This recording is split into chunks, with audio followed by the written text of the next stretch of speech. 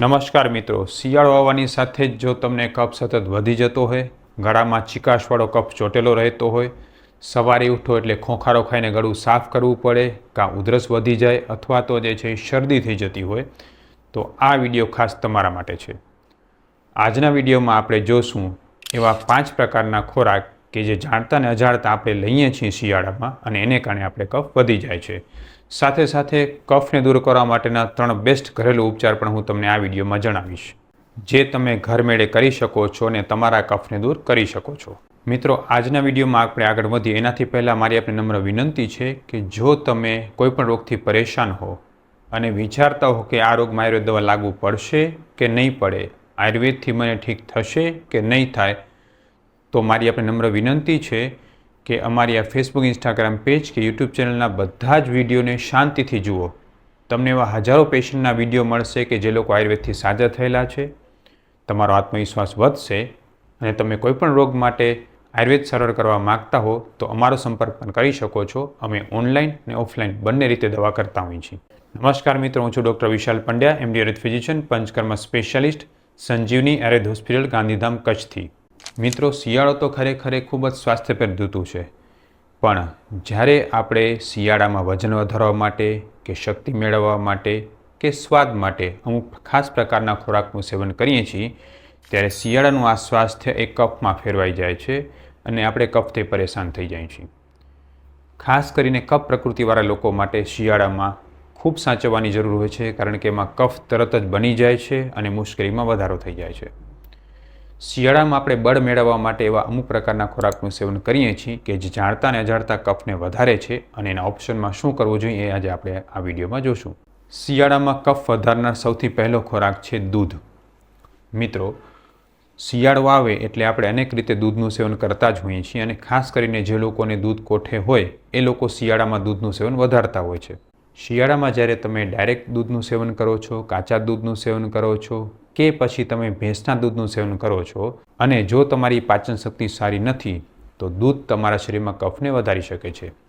આયુર્વેદમાં દૂધને અભિસંધિ કહ્યું છે, કફકારક કહ્યું છે, શીતવીર્ય કહ્યું છે અને સ્નિગ્ધ કહ્યું છે. એટલે ચિકાશ, ઠંડક હોવાને કારણે અને અતિશય ચીકણું અને અભિસંધિ એટલે કે કફકારક હોવાને કારણે દૂધ તરત જ કફને વધારવામાં મોટો ભાગ ભજવે છે. જે લોકોનો કફનો કોઠો છે, કફની પ્રકૃતિ છે, એ લોકો જો શિયાળામાં દૂધનું સેવન કરે છે તો એને કફ ખૂબ વધી શકે છે. હવે જો તમને શિયાળામાં દૂધનું સેવન કરવું જ હોય તો ખાસ કરીને એને સૂંઠ સાથે કે ગંઠોડા સાથે ઉકાળીને પીવો. સૂંઠ, મરી, ગંઠોડાનો પાવડર પણ એમાં નાખી શકાય છે. 1 ગ્લાસ દૂધ પીવું હોય તો એ મોટે ભાગે ગાયનું દૂધ લો, એમાં 1 ગ્લાસ જેટલું પાણી ઉમેરો અને એમાં સ્વાદ અનુસાર સૂંઠ, મરી, ગંઠોડાનો પાવડર ઉમેરી થોડું સાકર ઉમેરી અને એને સરસ રીતે ઉકળાવો. દૂધ બાકી રહે ને પાણી બળી જાય એટલું ઉકળાવ્યા પછી એ દૂધ એક ઉકાળા જેવું થઈ જાય છે અને એ પીવાથી કફ ઓછો બને છે. પણ હા, જો તમને કફ ખૂબ જ રહેતો હોય, શ્વાસની તકલીફ હોય કે ઉધરસ આવતી હોય તો શિયાળાની શરૂઆતમાં તમારા માટે દૂધ લેવું સારું નથી. બીજો ખોરાક છે દહીં. મિત્રો, દહીં જે છે એ આમ તો જે છે એ ઉષ્ણ એટલે કે ગરમ તાસીરનું કહ્યું છે, પણ શિયાળામાં દહીં લેવાથી ખાસ પ્રકારના દહીંના ગુણને કારણે દહીં કફની ઉત્પત્તિ કરે છે. દહીંનો એ ગુણ આયુર્વેદમાં કહ્યો છે અભિસંધિ, ગુરુ. દહીં પચવામાં ભારે છે અને સ્વભાવે અભિસંધિ એટલે કે કફને, ચિકાસવાળા કફને ખૂબ વધારતું હોવાને કારણે દહીં જે છે એ શિયાળામાં નિષેધ કહ્યું છે, ન લેવું જોઈએ. જો તમે શિયાળામાં દહીં લેવા માગતા હો તો દહીંની જગ્યાએ ઘોરવું અથવા તો છાશનો ઉપયોગ કરી શકો છો. દહીંમાંથી ઘોરું બનાવતી વખતે એમાં સૂંઠ, જીરું, સંચળનો પાવડર ખાસ નાખવો જોઈએ. અને જો તમે છાશ લેતા હો તો પણ ઠંડી છાશ ક્યારેય ન લેવી જોઈએ અને એ સાથે છાશમાં સંચળ, સૂંઠ, જીરું આ બધાનો ઉપયોગ ખાસ કરવો જોઈએ. શિયાળામાં ત્રીજી વસ્તુ જે કફને ઉત્પન્ન કરે છે એ છે કાચો ગોળ, કાચી ખાંડમાંથી બનતી મીઠાઈઓ અને બજારો મીઠાઈઓ. મારી આ વાત સાંભળીને તરત જ તમે કહેશો કે સાહેબ, શિયાળામાં મીઠાઈ ન ખાઈ તો ક્યારે ખાઈએ? પણ મિત્રો, મારી વાતને ધ્યાનથી સાંભળો. મીઠાઈ એવી લેવી જોઈએ કે જેમાં સાકર, ખાંડ કે ગોળ પાકી જતો હોય, ચડવામાં આવી જતો હોય અથવા તેની ચાસણી કે પાઈ બની જતી હોય. પણ જો તમે ડાયરેક્ટ કાચા ગોળ કે કાચી ખાંડમાંથી બનતી મીઠાઈઓનો ઉપયોગ કરો છો તો એ શિયાળામાં કફકારક નીવડે છે. ખાસ કરીને બજારું મીઠાઈઓ કે જેમાં જે છે એ ડાલડા ઘી, વનસ્પતિ ઘી, કાચી ખાંડ કે કાચા ગોળનો ઉપયોગ કરેલો હોય છે, એ મીઠાઈઓ તમને ખૂબ નડી શકે છે. મોટાભાગે જ્યારે પેશન્ટ શિયાળામાં અમારી પાસે કફની ફરિયાદ લઈને આવતા હોય છે ત્યારે આ ફેક્ટર જોવા મળે છે કે એ લોકો કાચી ખાંડ અથવા તો કાચા ગોળમાંથી બનતી મીઠાઈનો ઉપયોગ કરે છે. હવે તમારો પ્રશ્ન થશે કે સાહેબ એ વળી શું? કાચી ખાંડ એટલે કે એવી પ્રકારની મીઠાઈ કે જેમાં ખાંડ ઉપરથી ઉમેરવામાં આવે છે, જેને ખાંડને કોઈ રીતે ગરમ કરવામાં આવતી નથી, એને અગ્નિનો સંયોગ થયેલો હોતો નથી. કાચો ગોળ એટલે એવી મીઠાઈઓ કે જેમાં ઉપરથી ગોળ ઉમેરવામાં આવે છે, ગોળને અગ્નિ સાથે કે ઘી સાથે ગરમ તપાવેલો હોતો નથી અથવા તો પાણી સાથે ગોળને ગરમ કરવામાં આવતો નથી. જો તમને શિયાળામાં મીઠાઈનો ઉપયોગ કરવો છે તો તમે લાપસી લ્યો, શીરો લ્યો, રાબ લ્યો. આ ત્રણેય મીઠાઈ એવી છે કે જેમાં ગોળ અથવા તો ખાંડ જે છે એ ગરમ થઈ જાય છે અને કફકારક બનતી નથી. બજારો મીઠાઈઓમાં મારી ખાસ નમ્ર વિનંતી છે કે મોટાભાગની મીઠાઈઓ બનાવવા માટે જે છે એ ડાલડા ઘી, વનસ્પતિ ઘી અથવા તો જે છે પામ ઓઇલનો ઉપયોગ કરવામાં આવે છે અને જે સ્વાસ્થ્ય માટે ખૂબ હાનિકારક હોય છે. શિયાળામાં વજન વધારવા માટે કે કફથી બચવા માટે કે શરદી ઓછી થાય એના માટે ને શરીરમાં બળ વધે એના માટે ઘરની બનેલી બધી મીઠાઈઓ લ્યો અને એમાં ખૂબ સરસ કામ આપશે રાબ, શીરો અને સુખડી. શિયાળામાં કફ વધારનાર ચોથી વસ્તુ છે ઠંડા પીણા, ચા અને કોફી. શિયાળો આવે એટલે આપણે જે છે એ મસાલાવાળી ચા, મસાલાવાળી કોફીનો ઉપયોગ ખાસ કરતા હોઈએ છીએ.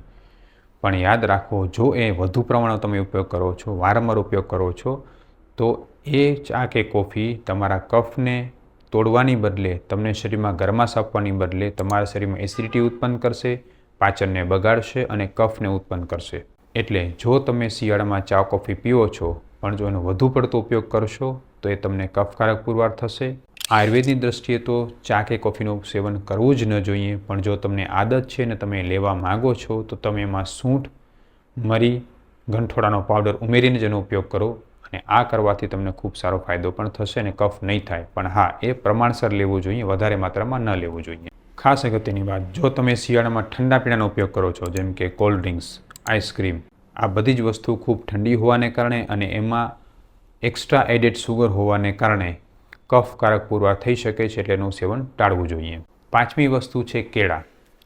કેળાને આયુર્વેદમાં ગુરુ, શીત, વીર્ય અને અભિસંધિને કફકારક કહ્યા છે. ઘણી વખતે આપણે શક્તિ મેળવવા માટે કે વજન વધારવા માટે શિયાળામાં ભૂખ સારી લાગતી હોય ને કેળાનું સેવન કરતા હોઈએ તો સાવચેત રહેવું જોઈએ, કારણ કે કેળા જે છે એ શિયાળામાં કફકારક બની શકે છે, ખાસ કરીને જે લોકોની કફની પ્રકૃતિ છે એ લોકોને. શિયાળામાં કેળાનો ઉપયોગ કરવાથી પહેલાં ખાસ એ જોવું જોઈએ કે તમારું પાચન સારું હોવું જોઈએ અને કેળા ઠંડા ન હોવા જોઈએ. હવે શિયાળામાં જે લોકોને કફ વધારે રહેતો હોય અથવા તો કફ થઈ ગયો હોય તો એના માટે સૌથી બેસ્ટ ઘરેલું ઉપાય કયા છે? સૌથી પહેલો ઉપાય, સૌથી સસ્તો અને સૌથી સારો ને દરેક વ્યક્તિ કરી શકે એ છે ગરમ પાણી. હા મિત્રો, ઉષ્ણોદકને એક મહાન ઔષધિ કહેલી છે. જો તમે નિયમિત રૂપથી ગરમ પાણીનું સેવન કરો છો તો તમારો કફ ધીરે ધીરે છૂટો પડે છે, કફ તૂટે છે, કફ પાકે છે અને ધીરે ધીરે શરીરમાંથી બહાર નીકળી જાય છે. એટલે જો તમને કફની પ્રકૃતિ છે, તમને સતત કફ રહે છે, મૂઢ કફ રહે છે, કફ પાકતો નથી કે ગળામાં ખરેડી પડે રાખે છે, તો તમારે ગરમ પાણીનું સેવન નિયમિત રૂપે કરવું જોઈએ. હા, ગરમ પાણી લેતી વખતે બે વસ્તુ ખાસ ધ્યાનમાં રાખવાની છે. સૌથી પહેલું, પાણી ગરમ હૂંફાળું અને તરત ગરમ કરેલું હોવું જોઈએ. એકવાર ગરમ કર્યા પછી પાણીને વારંવાર ગરમ કરવું ન જોઈએ. એટલે આ ઉષ્ણોદક જે છે એ આયુર્વેદ પ્રમાણે શિયાળામાં કફની શ્રેષ્ઠ ઔષધિ છે. બીજા નંબરે એનાથી ઉપર જોઈએ કે હવે તમે ઘરની રસોડાની કઈ વસ્તુ આપી શકો કે જે તમારા કફને દૂર કરે, કફને પકવે. એના માટે તમે આદુ અને મધનો ઉપયોગ કરી શકો છો. 1 ચમચી આદુનો રસ અથવા તો આદુનો નાનો ટુકડો મધની સાથે ચાવીને ખાઈ જશો સવારે નરણા અને ઉપર હૂંફાળું ગરમ પાણી પીશો તો ધીરે ધીરે તમારો કફ છૂટો પડવા માંડશે, કફ પાકવા માંડશે અને ખૂબ સરસ ફાયદો થશે. પણ હા, આ પ્રયોગ જે છે એ જે લોકોની ગરમીની પ્રકૃતિ હોય ને કફ થઈ ગયો એના માટે ઉપયોગી નથી. જે લોકોની ગરમીની પ્રકૃતિ છે એ લોકોએ આદુનો ઉપયોગ ન કરવો જોઈએ. આદુની જગ્યાએ જે છે એ જીરું અને એલચીનો ઉપયોગ કરવો જોઈએ. હવે ત્રીજો ઉપાય છે ઔષધોનો.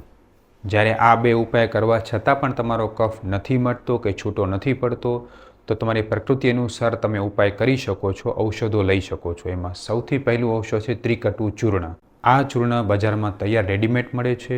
સારી ફાર્મસીનું તમે લઈને ઉપયોગ કરી શકો છો. ત્રિકટુ ચૂર્ણને અડધા ચણાભાર જેટલું 3 ટાઈમ મધમાં લેવાથી ખૂબ સારો ફાયદો થાય છે. પણ આ ચૂર્ણ માત્ર કફ પ્રકૃતિવાળા માટે છે. જે લોકોની કફની પ્રકૃતિ હોય, વજન વધારે હોય, શરીરમાં ખૂબ કફ રહેતો હોય, ગળા, નાક અને ફેફસામાં કફ જામેલો રહેતો હોય, એ કફ છૂટો પાડવા માટે, મૂઢ કફ ને મૂઢ શરદીને દૂર કરવા માટે ત્રિકટુ ચૂર્ણ ઉપયોગી છે.